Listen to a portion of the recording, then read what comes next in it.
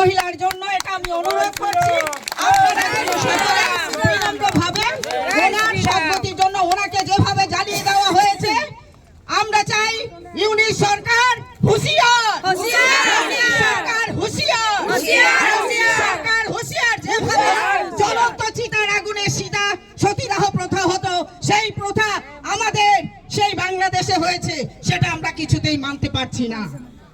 এই রকম ভাবে আমাদের গতকাল আরো 12 জনকে মারা হয়েছে, এভাবে অনেক মারা যাচ্ছে, কিন্তু আমরা দেখতে পাচ্ছি না। কিছু হয়তো আমরা ভাইরাল পাচ্ছি, কিছু সোশ্যাল মিডিয়াতে পাচ্ছি, অনেক হচ্ছে। তাই আমরা সকলে একত্রিত হয়ে একসঙ্গে হুঁশিয়ার করব কাকে? ইউনিসকে, বাংলাদেশকে।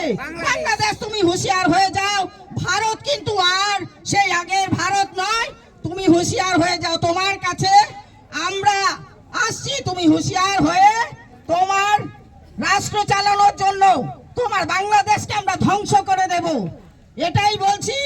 ইউনিট যদি সরকার হুঁশিয়ার না হয়, আগামী দিনে আমরা জঙ্গি আন্দোলন ভারতের থেকে আমরা শুরু করব। আজ আমাদের শ্যামাপ্রসাদ মুখার্জি ভবন থেকে আমাদের জালুকবাড়ির প্রত্যেক জনতা উঠে আসছে যে এইভাবে প্রতিবাদ যদি আমরা না করি তাহলে এটা ভয়ঙ্কর পরিস্থিতি হবে। আজকে আমার ভাই বা আমার স্বামী বা কারো বা দাদা এইভাবে নির্যাতিত হয়ে যাবে, সেটা আমরা কিছুতেই হতে দেব না। তাই সকলকে বলবো, আপনারা সকলের কাছে আমার বিনম্র অনুরোধ, আপনারা যেন সংযত থাকেন, কেউ হাসাহাসি করবেন না, মৌনতা অবলম্বন করে আপনারা সেখানে যাবেন। আমি মহিলা হিসাবে আপনাদের